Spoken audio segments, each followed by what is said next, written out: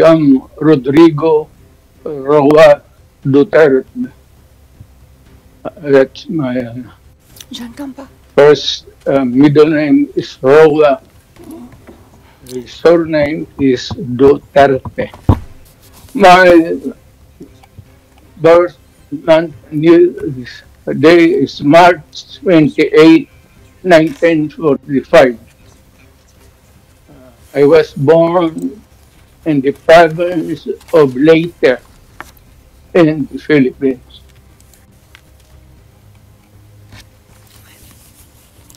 Merci beaucoup. Thank you very much. As a preliminary point. Very well. Thank you, Mr. Duterte. As a preliminary point, it is useful to clarify the nature and limited scope of this first appearance hearing. Today's hearing is neither the start of the trial, nor is it a confirmation of charges hearing. During today's hearing, no evidence will be collected or presented, and the issues of Mr. Duterte's guilt or innocence will therefore not be addressed. In accordance with Article 61 of the Rome Statute, the Court's founding treaty, and Rule 1211 of the Rules of Procedure and Evidence, the main purpose of this initial appearance is to answer 3 questions. Firstly, the Chamber must ensure that the person who was the subject of the arrest warrant has been informed of the crimes of which he is accused. Second, the Chamber must ensure that this person has been informed of his rights as recognized by the Rome Statute. Third, the Chamber must set a date on which it intends to hold a confirmation of charges hearing. 2 days ago, the whole world has witnessed the degrading fashion in which a former president of a sovereign country was bundled into a private aircraft and summarily transported to The Hague. To us lawyers, this would be called an extrajudicial rendition. To the less legally inclined, it was a pure and simple kidnapping. My client was denied all access to the legal recourse in the country of his citizenship, and this all in the nature of political score settling. 2 troubled entities struck an unlikely alliance, an incumbent president who wished to neutralize and choke the legacy of my client and his daughter on the other hand, and a troubled legal institution subject to delegitimization and desperate for a price cuts and a legal show today on the other hand. With this in mind, it is not surprising that my client was abducted from his country. ICC private jets do not drop out of the thin air. That jet which received my client was coordinated in advance. The UAE is not a state party to the ICC and has no obligation to cooperate with the court. Yet my client sat in transit in that country for more than 5 hours. I invite the registry's representative to present today in court to explain to the judges exactly how they believe this transfer was anything other than a gross abuse of process. Given the precipitous arrival of my client, an elderly man with debilitating medical issues, hard of hearing and poor of sight, he was taken to a hospital for observation. Only this morning have I met him for the first time with less than an hour to discuss legal issues. I have not been able to present him with a hard copy of the arrest warrant because we were not supplied with such. I have not even been able to explain to him what the prosecution requested when seeking the issuance of the arrest warrant. This is because the chamber only established a redacted version of the prosecution request last night. Other than to identify himself, my client is not able to contribute anything to this hearing. Most importantly, he is not able even to tell you that he has been informed of the charges as contained in the arrest warrant for a reason more pertinent to which I alluded in my written request to this honorable pretrial chamber this morning, and which is confidential in nature. Accordingly, I repeat my respectful request, which was rejected this morning, to postpone the substantive aspect of this hearing to the next week, when I will have the opportunity to sit with my client and to explain to him what a confirmation hearing is and what the disclosure is, and how the prosecution alleges that he committed crimes. I thank the court for its attention and regret to say that I do not have instructions to continue my submission any further today. Thank you.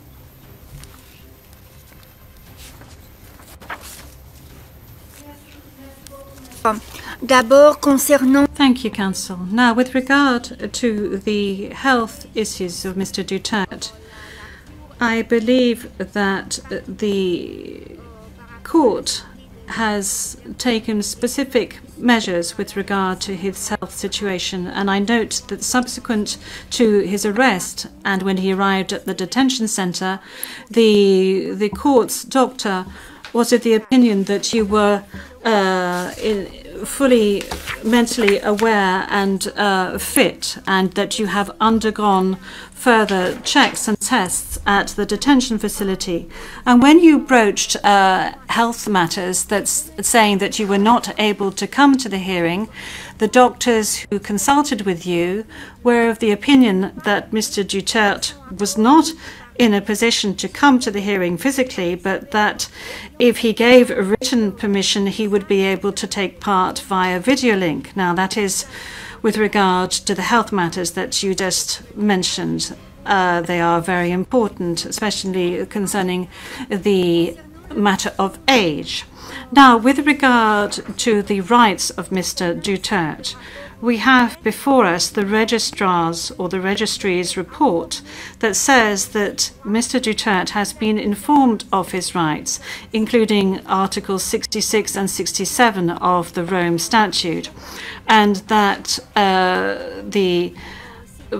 that he is aware of his rights and that he is also aware of the charges against him. We have before us the report of the registry saying that he was also aware of the warrant of arrest in the English language and that he is very well versed in the English language. Once again, you have the possibility of these charges being read in English, which was the case today. I have read to you in the French language the rights that he has, Mr. Duterte, before this court, and I'd like to specify once again that this is an initial hearing. In order for Mr. Duterte to be aware of his rights and the charges against him. And then there will be a full procedure that will unfurl leading up to the confirmation of charges that will enable Mr. Duterte to raise all the matters that you have just raised with regard to the warrant of arrest, with regard to the crimes committed, with regards to the charges, and any other matters associated with his arrest, and the matters of jurisdiction of the court. You have the opportunity to do this throughout these proceedings leading up to the actual confirmation of charges hearing. Now, counsel, with regard to your request for another hearing to be held next week, well, your initial request, that was, this was not accepted by the court. Now, you have seen the two decisions of the court that have been disclosed to you, and you are aware of the fact that these two decisions were refused. And this is by dint of the fact that this first initial appearance hearing does not need much preparation, as I have said to you on a number of occasions. Dahil sa pagpukpok sa isang pulis ay sasampahan ng reklamong assault ang common law wife ni dating Pangulong Rodrigo Duterte na si Hanilet Avancenia. Nangyari yan sa tensyonadong tagpo bago na isakay ng eroplano si Duterte para madala sa Netherlands. Inilabas ng Philippine National Police nitong Huwebes, March 13 ang video kung saan makikitang hinampas ni Hanilet Avancenia ang isang miyembro ng Special Action Force noong araw na inaresto ang dating Pangulo nitong Martes, March 11.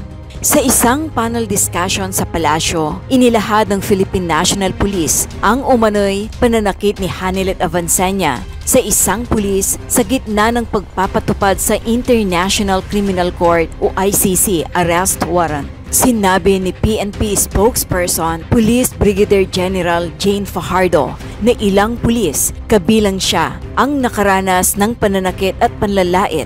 Dagdag pa niya, pinukpok umano ni Avancenia ang isang pulis na nagdulot ng malaking bukol sa noo nito at dinala sa ospital.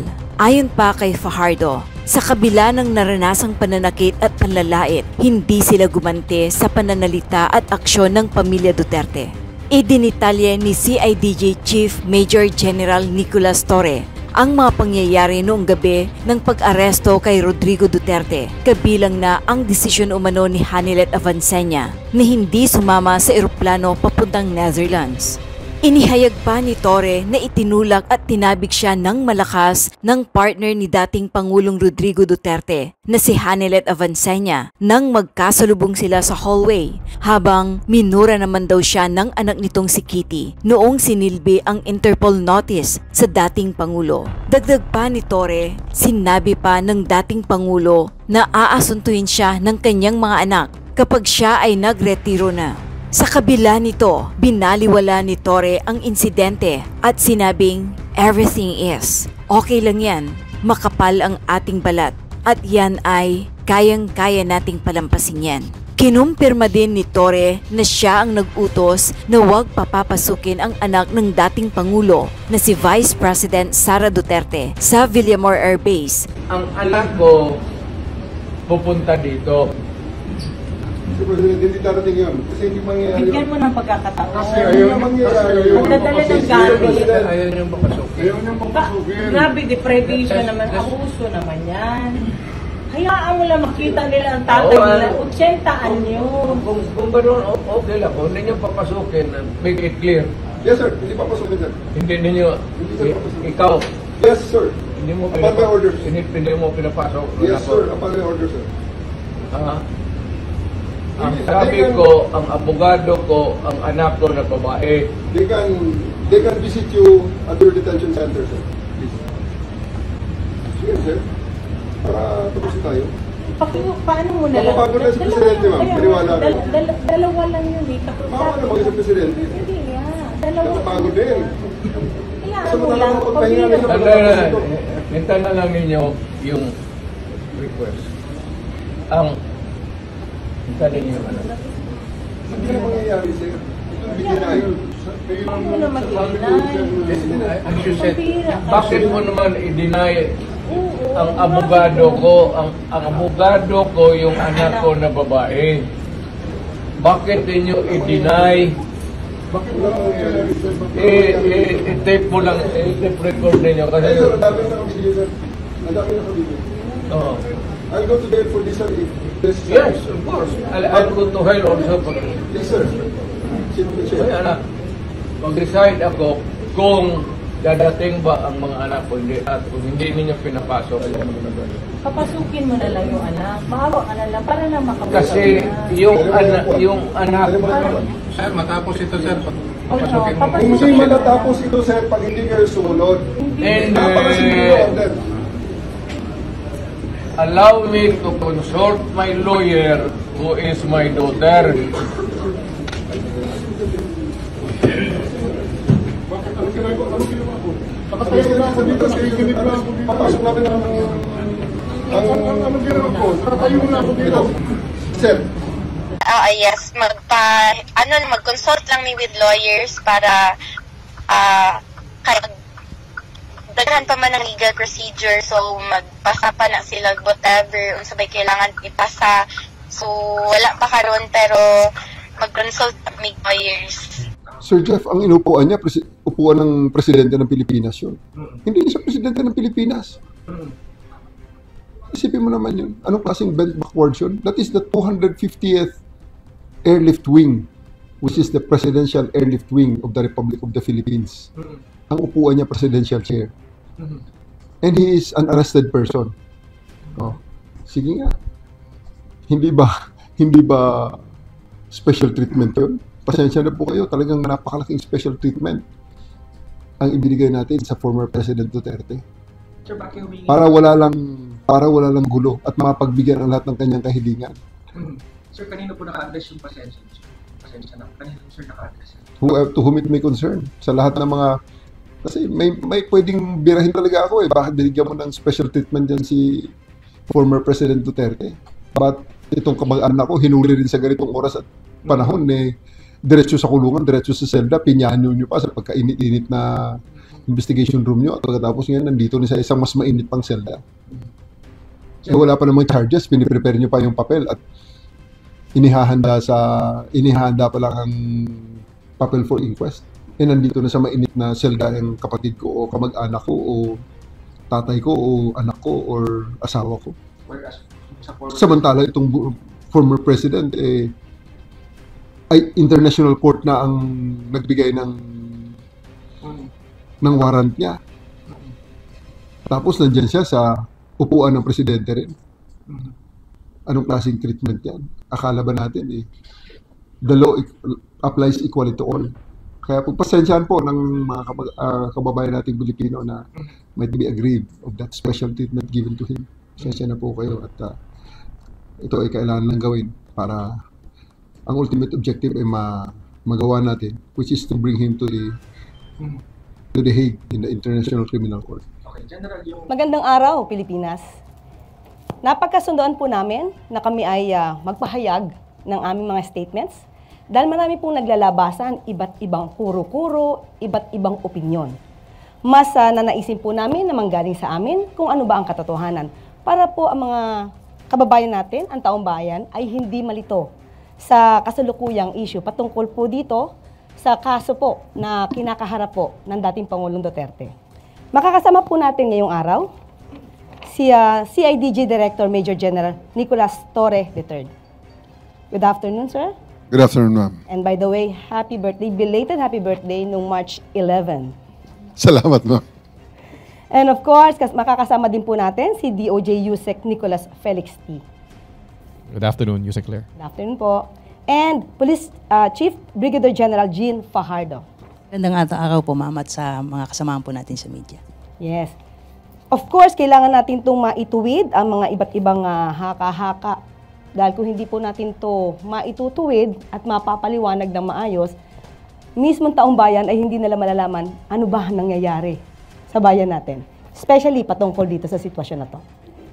Marami nang pinag-uusapan tungkol sa jurisdiction ng ICC. Ito po'y matagal na rin pong na ipahayag sa pamamagitan po na naging desisyon ng Supreme Court. Hayaan niyo po akong basahin ang sinabi po ng Supreme Court.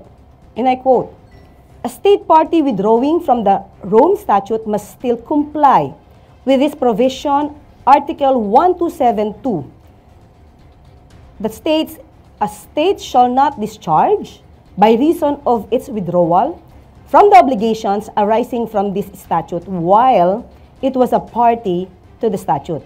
Even if it has deposited the instruments of withdrawal, it shall not be discharged from any criminal proceedings. Whatever process was already initiated before the International Criminal Court obliges the state to cooperate." At kung inyo po matatandaan, noong November 2021, panahon pa po ito ni dating Pangulong Duterte, humiling po ang gobyerno po under the administration or under the leadership of former President Duterte. Humingi po sila sa ICC prosecutor to defer. Then this investigation claiming that national authorities had begun their own investigation into cases of extrajudicial killings attributed to the police during drug war operations. Upon receipt of the request, the prosecutor temporarily suspended the investigative activities pending his assessment of the request. So in other words, mismong panahon po ni dating Pangulong Duterte, humiling po sila sa ICC prosecutor na ipahinto muna pansamantala yung kanilang pag-iimbestiga. Kung tutusin, meron silang voluntary appearance sa nasabing korte. Kaya lang, noong June 2022, hindi pa po siguro nagkakaroon ng inauguration ang Pangulong Marcos. The court's current prosecutor Karim Khan asked the ICC judges for authorization to resume his investigation. Kasi wala po nakita na substansya or mga tamang pamamalakad para po maituloy ang pag-iimbestiga dito locally. Kaya po minabuting ituloy ang pag-iimbestiga ng ICC. So doon na po tayo pupunta at doon nga po nagkaroon na po ng warrant of arrest. At sinasabi nga po rito that the chamber finds reasonable ground to believe that Mr. Duterte is individually responsible for the crime against humanity of murder of the statute as an indirect co-perpetrator within the meaning of Article 25(3)(a) of the statute committed during the relevant period. So, ang pag-uusapan na po natin ay yung warrant of arrest. Dahil marami po ang kumu-question kung meron bang valid warrant of arrest. So, tanungin po muna natin si General Nick. Sir, nung natanggap po ang warrant of arrest ng PCTC, ano na po ang sumunod na pangyayari na umabot na sa inyo to? We were requested by PCTC to help implement warrant of arrest. So, kanino po ito muna pinadala? Sino po yung una nakaalam na humihingi ng assistance yung PCTC? Ma'am Jean. Yes, ma'am. The Chief PNP was informed po nung request po ng PCTC for the PNP to extend police assistance po. And the Chief PNP directed po the CIDG under the leadership of General Torre to provide security assistance po sa PCTC. Ano po yung detalye na supposed to be task na gagawin ninyo para malaman po nila? Ang PNP po, ma'am, ay limited lamang po sa pagpo-provide po ng security doon po sa mga mag-i-implement po ng warrant through the Interpol mechanism po. So kaya nandoon po yung PCTC, and in fact, it was the PTC Executive Director po ang nag-inform po sa ating pong dating Pangulo at nandoon po yung mga prosecutor po ng DOJ at ang PNP po in the person of General Torre po was there to provide security po. So ngayon, sabi niyo po ay magpo-provide din po kayo ng assistance sa PCTC, sa Interpol, saka sa DOJ. Yusek Nick, ano po yung naging papel po ninyo at the time na isa-serve yung warrant of arrest kay dating Pangulong Duterte? Sa kampo ng DOJ, nalaman namin yung notice sa PCTC through the Bureau of Immigration. Kasi yung PCTC, i-diffuse niya yan o ikakalat niya sa may iba-ibang law enforcement agencies natin na may ganong notice, no? Notice for the warrant of arrest. Alam natin sa DOJ, may dalawang layers tayo, no? Ang BI at ang NBI. BI ang nag-inform sa amin na may ganitong request. Tapos, so may mga representatives mula sa BI at sa DOJ na nagpunta. Sa BI, si Commissioner Viado mismo nagpunta. Tapos sa DOJ, nandun ako at si Prosecutor General Dong Fodolion. Ang naging papel ng DOJ doon ay kami ang naging competent authority, no, or competent judicial authority upang saksihan ang buong pagpatupad ng warrant of arrest at siguraduhin na sumusunod ito doon sa mga kinakailangan ng ICC upang ma-properly ma-deliver si PRRD sa kanila. Okay. General Torre, General Nick, sinasabi kasi nila, especially, I will refer this to the situation of Attorney Bello, hindi daw niya nakita yung warrant of arrest. Ano po yung masasabi niyo doon? May violation ba doon? Dahil hindi daw niya nakita personal yung warrant of arrest. I think Attorney Bello is not in the scene during all this time, ma'am. So, talagang hindi niya makikita. Pero yung, okay, sir. Dagdag lang ako, no? Tama si General Torre, wala si Attorney Bello mismo doon nung pinatupad namin yung warrant. Nakita ko siya doon sa VIP lounge, no, na kahit pa paano nakapasok siya doon, no. Pero yun, pumunta na kami doon sa tube upang ipatupad, wala siya doon. At doon naman sa tube, no, yung hiningi ng kampo ni PRRD, yung copy ng warrant of arrest, ay nakapakita kami at naka-share kami sa kanila ng electronic copy ng warrant of arrest. So in other words, wala naman tayong obligasyon na bigyan siya ng warrant of arrest. Unang-una dahil hindi naman siya yung suspect. At pangalawa, wala siya doon. Okay. So, in other words, sabi niya, magiging lawyer daw siya. Dapat nandoon daw siya or binigyan siya. Ano masasabi niyo po? May tatlong abogado sa scene, si PRRD, no? Nandun ang dating Executive Secretary, si Salvador Medialdea. Nandun ang kanyang misis, na abogado din. At nandun din, at eventually, no, yung lumipat na kami sa Villamor, nandun si Attorney Delga. Well, sir, misis po ni Executive ES Medialdea. So bali tatlo po yung kasama na lawyer. Eventually dun sa dalawa muna sa sa tube. Okay. Yung mag-asawa muna.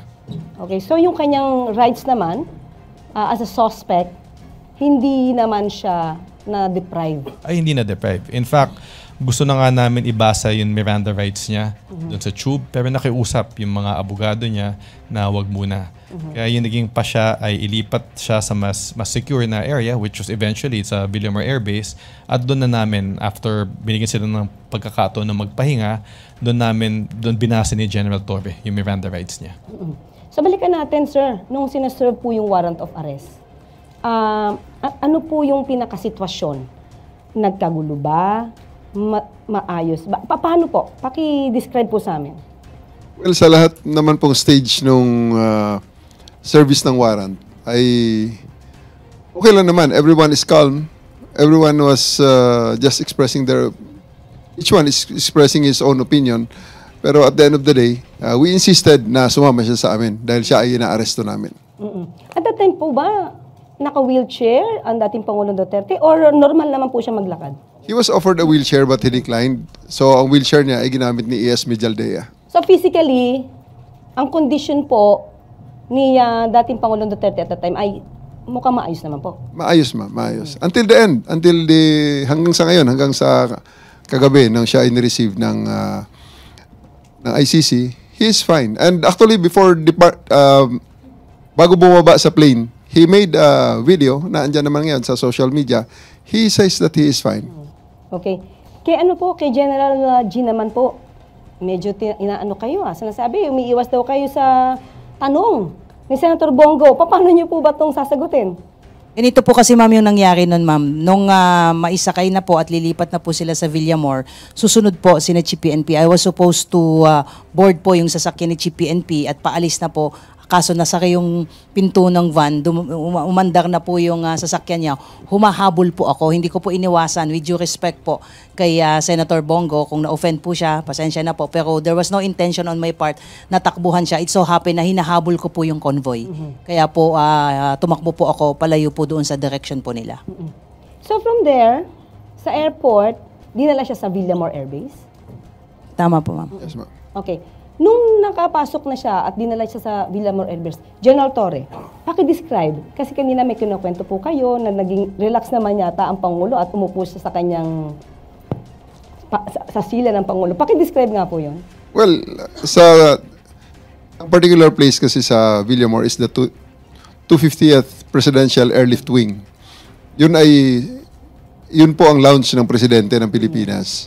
At doon din siya, nung siya ang presidente, doon siya naupo sa same seat na para sa ngayong presidente. Pinabigyan po namin, pati po ang kanyang mga kasamahan, they were there in the most comfortable lounge, and arguably sa kahit na anong airport natin sa buong Pilipinas. Ilan po ang nakasama sa loob po nitong lounge na to?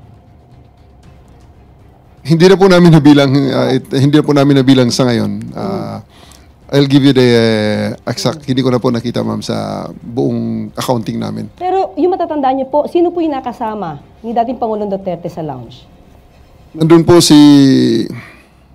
aside from former PRRD, nandun po si Hanelet, yung anak niyang si Kitty, andun ang mag-asawang Medialdea, andun si Attorney Delgra, andun ang tatlong retired generals, si tatlong retired generals at ang kanilang mga spouses. Tapos may mga several people pa kasi puno ho ang lounge eh. Napakarami po nila. Puno ho sila sa isang coaster. Nang dinala namin sila mula doon sa exit gate ng NAIA hanggang sa lounge ay nasa bus po sila ng PNP sa coaster po. Puno po. Ang nakwento nyo rin po kanina, parang dapat na umalalay, tama po ba ako, mga kababaihan ng kapulisan natin. At from start to finish, not one of our people touched PRRD. I did not allow it. The only people who touched him are his bodyguards. Nandun ho si Romy, yung bodyguard niyang sundalo.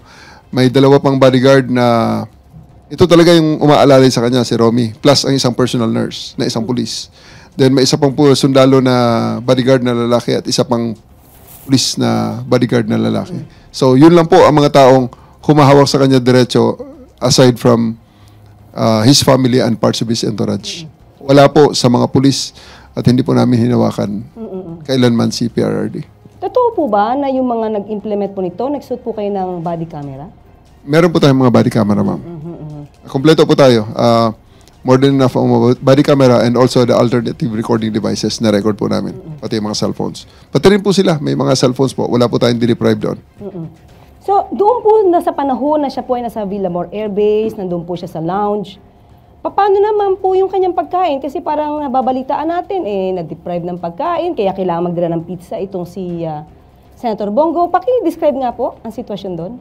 Wala pong deprivation at any moment ng kanilang right to food and water. In fact, dinideliver pa nga namin eh. And they're just the one declining na lang dahil sobra namang pagkain talaga eh. Sobra namang dami. At may delivery sila, may pa-deliver sila, may pabigay din kami. So, there's really no problem. And hindi ito tama ang contention na dideprive namin ng food. So, nakapasok naman po yung isang box ng pizza na pinabili ni Senator Bongo. Hindi ko na po nakita yung pizza na yun, pero napakarami talaga ng pagkain eh. Kaya, part ng birthday ko na rin siguro celebration. Nagse-celebrate. But anyway, yung naging condition po ba ni dating Pangulong Duterte? Tumaas po ba yung sugar level niya? Bumaba? Anong meron? Or wala? Sa buong time po na nandun kami sa holding area, meron pong PNP doctor, dumating ang kanyang mga personal doctors, may mga nurses galing sa PNP, at dumating din ang chief ng hospital ng Villamor Air Base Hospital. So may doktor doon, dalawa, may isang galing sa kanila is sa Air Force, merong surgeon, may isang, ang pagkaalam ko is GP, at maraming mga nurses. So medical personnel, pati ang kanyang personal doctor ay nakarating po. Okay, so in other words, lahat ng medical needs na kailangan ni dating Pangulong Duterte ay accessible naman sa kanya. Ma-access niya agad, makukuha niya agad kung kinakailangan. Opo. Kasi sinasabi, parang nag-oxygen na ba siya? May picture na pinakita na siya nakahiga. Ano po ba yung tubong nakalagay sa kanyang ilong? O inyo pong alam? Well, nung dumating ang time na sinabi niya na napapagod siya, gusto niya humiga, we provided him with kasi bedroom niya rin dati yun eh. So, binigyan natin siya ng foam, bigyan natin siya ng kumot, at sinaraduhan natin, nilagyan natin ng mga blinders, yung area na pwede siya matulog. And he actually slept.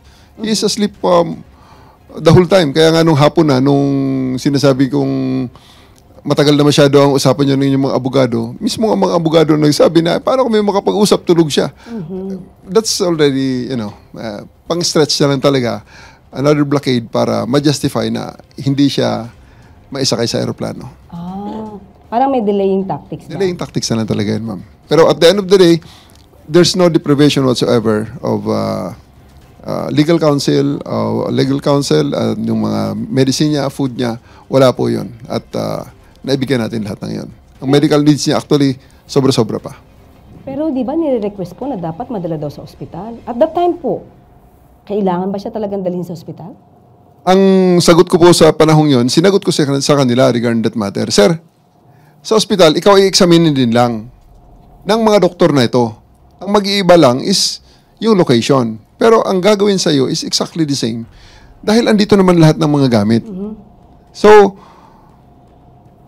sinasabi nila kailangan na ng ECG? full check-up, ECG. Pating ECG machine, ipinasok natin doon. Pinasok ang ECG. And kaya tinanong ko nga siya, Sir, ngayong araw na to, at this point, buong Pilipinas, ang dami ng hinuli ng mga nagkasala sa batas na aresto by virtue of a warrant, warrantless arrest, at implementation ng search warrant. Tanong kita, Sir, ilan sa kanila ang dinala sa presidential lounge? At binigyan pa na, dinalhan pa ng booking kit sa kanyang kung saan siya ay very comfortable na nakaupo. Kayo lang po, sir, ang special treatment na ito. So don't stretch it. Kailangan natin na booking ka. Na until the end ay hindi siya pumayag. Sir, nakita natin sa ibang videos, baka yung ibang mga kababayan natin hindi alam. Kayo po ba'y nagbasa ng rights po ni dating Pangulong Duterte? Binasa ko po ang kanyang rights. Nasa likod ko pa para mag-witness ng pagbasa ng rights niya, yung ating Prosecutor General. Okay. So, at the time, nung umpisa, hindi ko alam kung hanggang saan po, General Torre, may natanggap ba kayong harassment, physical na panghaharas sa inyo, or verbal? May natanggap po ba kayo at the time? Physical po ay itinulak ako ni Hanelet. Tinabig niya ako, at malakas ang pagkatabig niya nung nagkasalubong kami sa hallway. Nasa video naman, minura ako ng kanyang anak.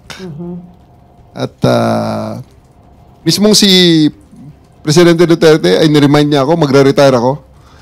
At aasuntuhin ako ng kanyang mga anak at ang kanyang mga kamag-anak after my retirement, even before my retirement. Tinrete niya ako. But everything is okay lang yan. Makapalang ating balat at yan ay kayang-kaya nating palampasin yan.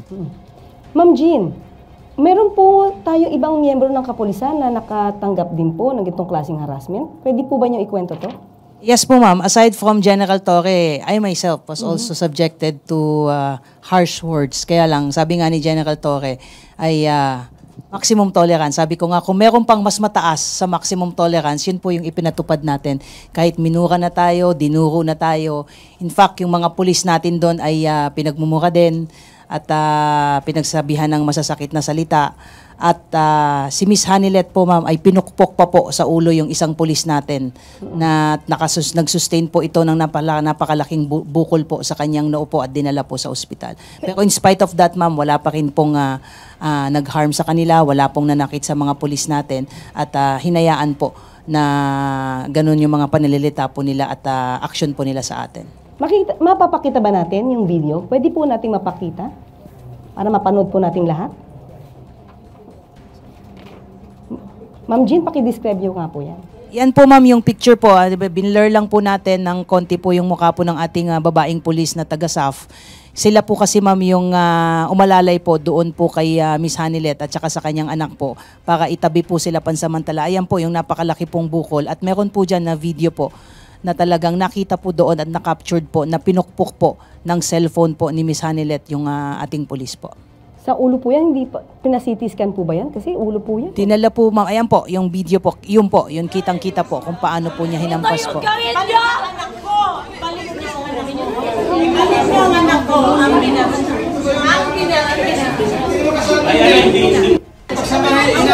Nandito yung preso. Ito yung garit nyo! Anak ko! Balik ang anak ko! Kita po nyo dyan, ma'am, sa video is tinatabi po sila.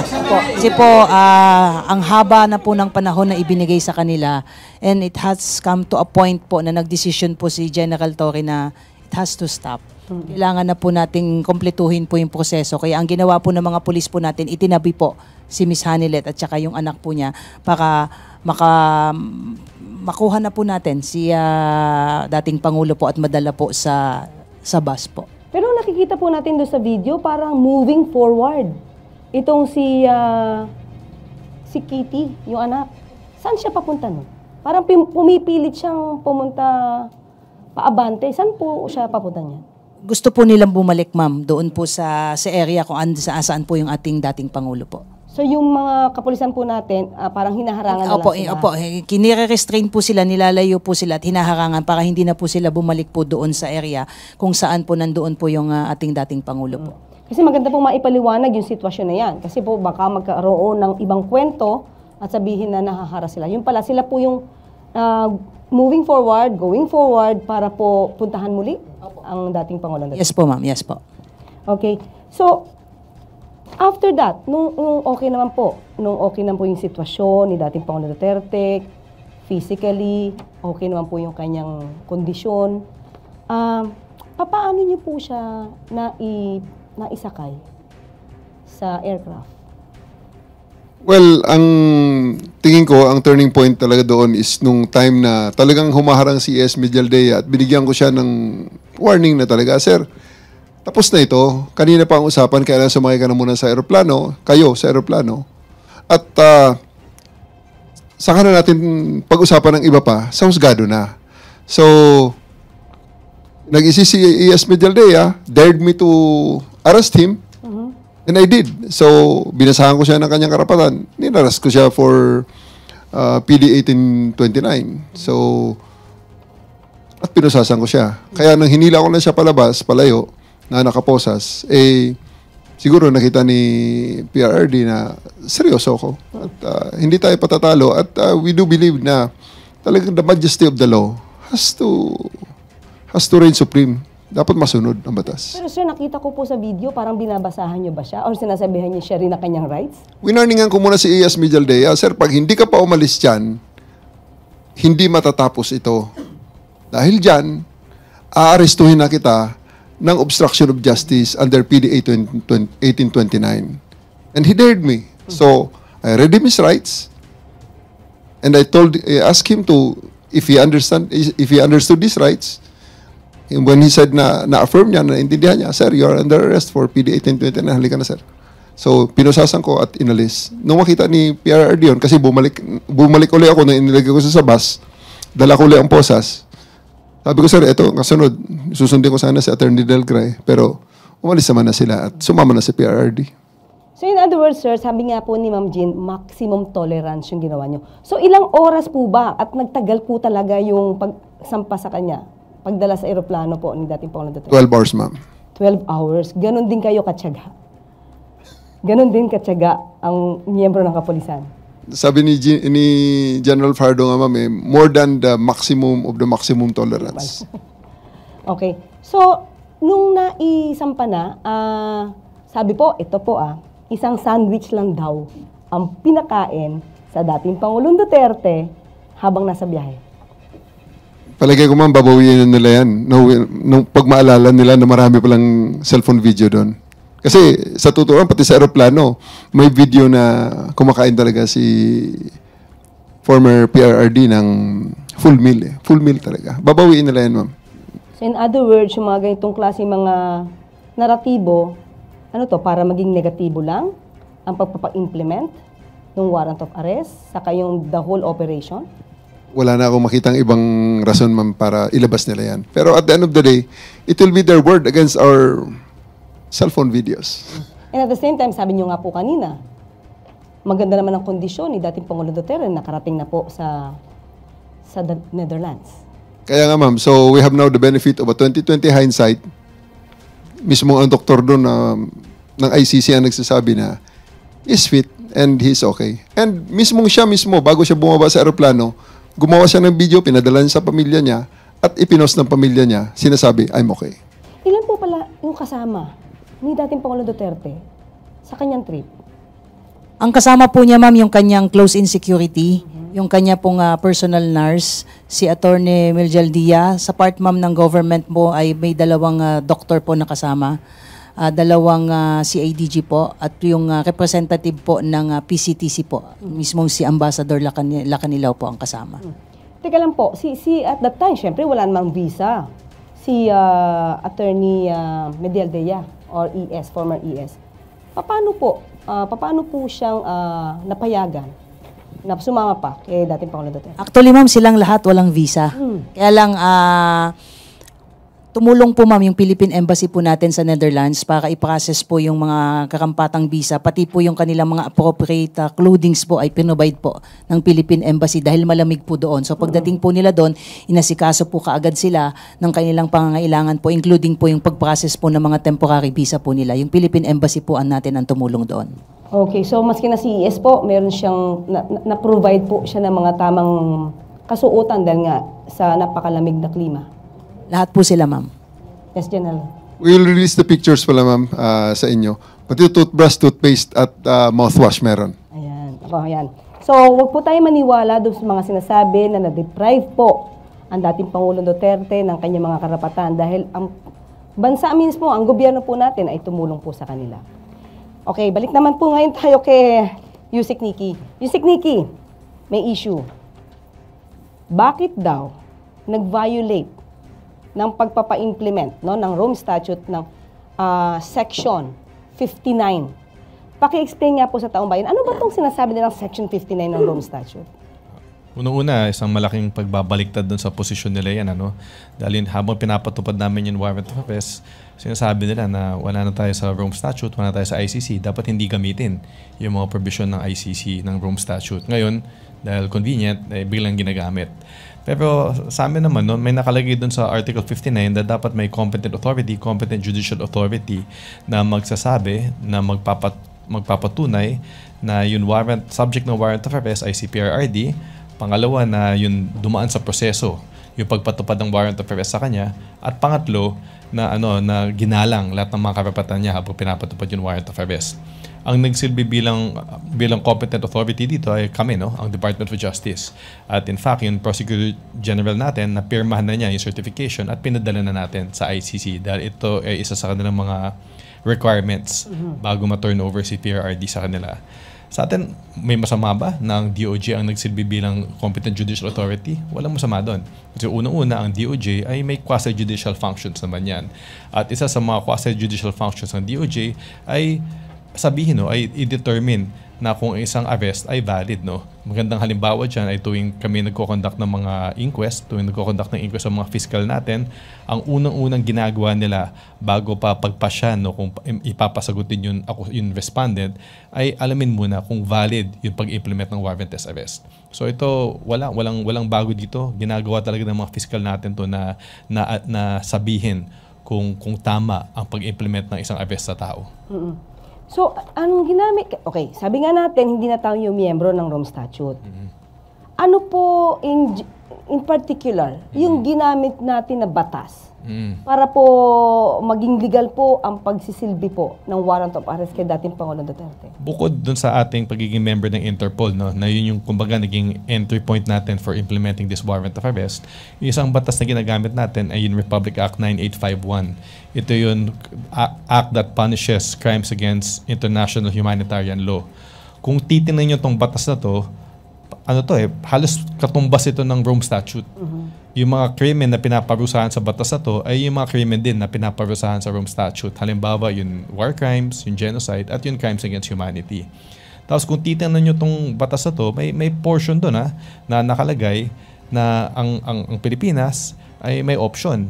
Pwede niyang investigahin at i-prosecute ang mga krimen dito sa IHL tulad ng crimes against humanity, or pwede niyang ipaubaya sa foreign tribunal kung may kaso na nangyayari. At kung ipapaubaya man niya sa ibang korte, ang pwede niyang gawin ay pwede niyang i-deliver or i-surrender yung akusado dun sa korte na yun. At yun ang ginawa natin dito. Pero sabi niyo nga po, para hindi magkaroon ng question, you still complied. Although hindi tayo dapat nagko-comply kasi hindi tayo miyembro. Hindi na dapat. Still complied too, para magkaroon ng substantial compliance. Kasi procedure na lang yan. Hindi na yan substantive issue, it's a procedural issue na kung para tanggapin ng ICC, CPRRD, kailangan may competent judicial authority na magpatunay na nasundan yung mga tatlong gusto nila. At kami, ang DOJ, kami ang nagsilbing bilang competent judicial authority. Ayan. So maliwanag na po kasi nagkakaroon po ng issue, dapat daw po ay ma-consider na illegal yung pagsisilbi ng warrant of arrest dahil hindi nga daw po nag-comply dun sa Rome Statute na Section 59. Pero pinaliwanag nga po ni Yusek Nikki na may substantial compliance and at the same time ang ginamit po nating batas ay ang RA 9851. Okay? So, may mga katanungan pa rin po sa inyo. O nang una, okay? Mula kay Ivan Alvarez ng UNTV. Yung umiikot sa social media na bagsak ang moral ng mga polis. General Torre, totoo po ba to?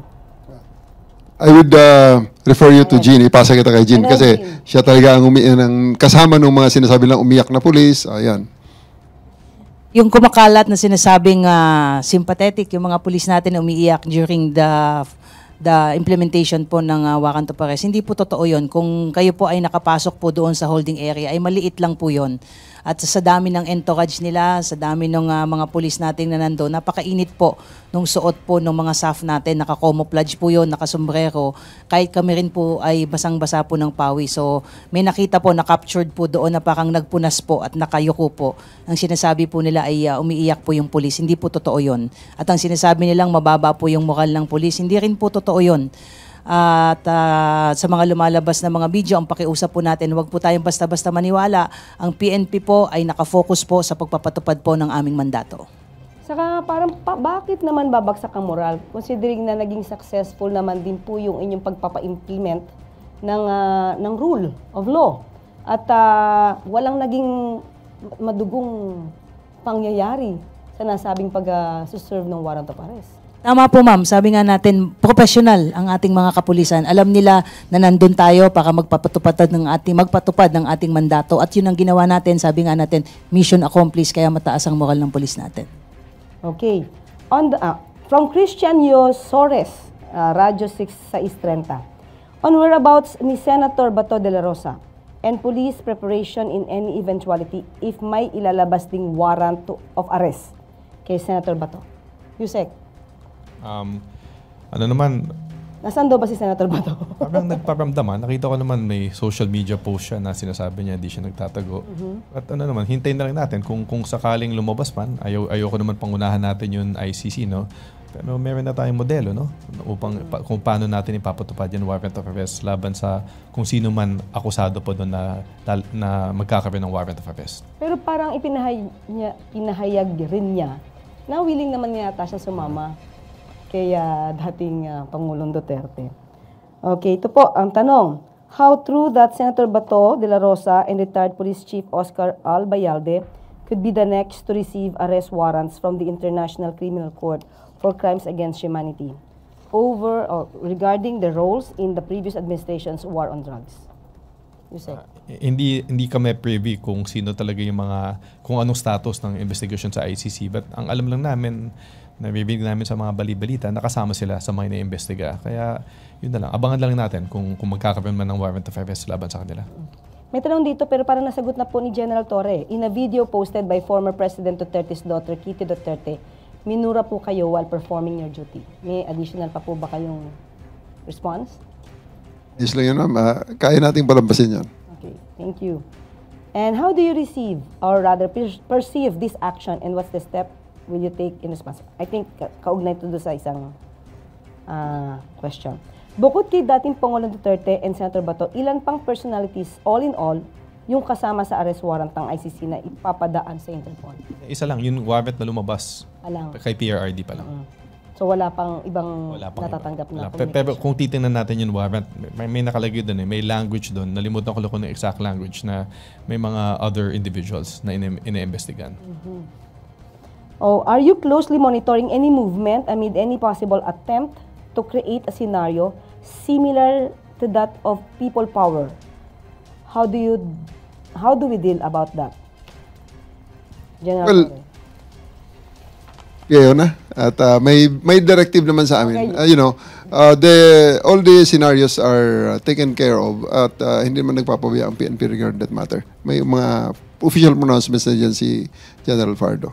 General Fajardo. Ang PNP naman po ma'am ay laging nag-maintain ng proactive measures po natin at kung meron mga nagpapahayag po ng kanilang mga saloobin dito sa mga pangyayari po, kakapatan po nila yan. Yan po yung tinatawag nating freedom of expression po nila. Pero hindi po lahat ng freedom ay absolute po yan. Ang PNP po ay tinitignan po at minomonitor po yan. At nakahanda po tayo sa anuman pong mga mangyayari po at wag po nating sasabihin na may mga lumalabas po kasi ngayon ma'am na pinipigilan po sila. Hindi po, in fact, nagmo-monitor lang po tayo as part po ng ating security monitoring at yung ating pong na mga nakikita po ngayon ng mga movement po ng police ay inire-relate po nila dyan. Pero sinasabi ko nga po is continuing po ma'am yung ating security preparation for election.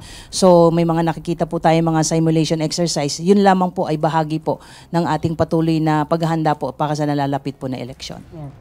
May kasunod po akong tanong, General Archin. There are infos na may sundalo, police na nag-resign because of former President's arrest. Former President Duterte's arrest. Fake news ba ito, ma'am? May mga nakita na po tayo ma'am na fake news po. May nakita na po ang ACG na gumagamit po at nagpapakita at nagpapakilalang mga pulis at sinasabi nag-resign. Nagtanong na po tayo sa personal po natin. Wala pa naman po tayong nare-receive na anumang official communication na advising the PNP na mag-resign po sila. So wag po tayong basta-basta maniwala po sa mga misinformation at disinformation. At ang sabi po ng ating Chief PNP kanina ay wala po tayong planong disiplinahin itong mga supposedly mga pulis. Ang sinabi lang po niya ay very clear kanina. Let us just remind our PNP personnel na sila ay membro ng PNP bagamat nare-respeto natin yung kanilang mga religious and political beliefs, pero hanggang nasa PNP po tayo ay dapat po ay sumunod po tayo doon sa mga pinatutupad po nating mga ethical standard, norms and policy po with respect po doon sa ating mga personal sentiments dahil meron naman po tayong umiiral na mga grievance mechanism na po pwede po nilang dalihin po doon. But for as long as they are members of the PNP, ay meron po tayong mga dapat pong i-observe na mga protocol with respect sa airing po ng ating mga personal sentiments po. Well, anyway, maliban dyan, maski na naman po ang Supreme Court mukhang naging biktima po ng fake news. Dahil may lumabas po na nag-issue nga daw po ang Supreme Court ng TRO. At mismo si Senatoriable Attorney Lambino ang nagpahayag nito sa isang video. I hope hindi naman yun AI generated. So, nakarating po ba itong fake news na ito na meron TRO, General Torre, at the time? Yes po. Nung gabi pa lang, sa aeroplano pa lang, yun na ang sinasabi ni Attorney Vijaldea na may lumabas ng TRO kaya hindi na dapat lumipad ang aeroplano. Kayo po, Yusek, nakarating din po sa inyo to? Yes, magkasama naman kami dun sa Villamor at narinig namin yun. Sakto na malapit talaga lumipad. Tapos dun kumalat yung balita na may TRO. Well, anyway, napatunayan po natin na hindi po totoo yun dahil naglabas po ng statement ng Supreme Court. Actually, meron ngang ruling na denied ang TRO na ito. Okay? So, yun po. Meron po ba muna? Unahin ko na po muna. Ladies first. Si General Jean Fajardo, meron pa po ba kayong nais na idagdag sa inyong mga sasabihin o sa taong bayan? Yes ma'am, sa ating pong mga kababayan na nanonood po at nakikinig sa ating ngayon, ang lagi po nating sasabihin na ang PNP po ay isang profesional na organisasyon. Nakatutok po tayo sa ating mga mandato at asahan niyo po na laging nakahanda po ang PNP na ipatupad po ang batas. Okay. And Yusek Nikki, ano pong nais pa pong idagdag kung meron? Nasabi na naman namin dun sa press release namin kahapon. At nandun sa certification na linabas ng Prosecutor General. Ang tungkulin ng DOJ sa buong pagpatupad ng warrant of arrest na to ay patibayan na yung pagpatupad ng warrant ay dumaan sa tamang proseso. Tatlong bagay importante na si PRRD mismo yung inaresto, ginalang yung kanyang karapatan habang inaaresto siya at dumaan sa tamang proseso yung aresto. At kami, pinapatunayan namin yan at hindi lang naman salita to May kita talaga natin sa mga video na talaga maximum tolerance ang ating pamahalaan. Binigay lahat ng mga naayon sa kampo ni PRRD habang pinapatupad yung warrant of arrest at walang nasaktan. Ginalang talaga sila through this entire process. Of course, thank you po. And the birthday boy, General Nick Torre. Maraming salamat po, ma'am, at maraming salamat sa suporta ng ating mga kababayan. I just would like to reiterate that I don't find joy in doing these difficult jobs. Unang-una, sayang naman yung handa ko ng birthday ko. So, gusto ko lang i-emphasize na hindi ko to ginagawa para sa personal aggrandizement o kung ano pa man. Kundi ito ay ginagawa natin dahil ito ay trabaho natin, especially that I'm the chief of the Criminal Investigation and Detection Group. This is something that has to be done para magsimula ang judicial processes na nagkataon ay dito na sa ICC, an international body, na talagang kung naghahanap sila ng neutral na body para mag-decide sa mga reklamo laban kay former PRRD, ito ng ICC. Kasi ang mga tao rito ay mga foreigners. Hindi ang mga judge dito ay foreigners. Wala itong pakialam sa Pilipinas. Wala itong pakialam sa personalidad. Ang pakialam lang nito sa mga facts na ibibigay sa kanila para desisyonan nila.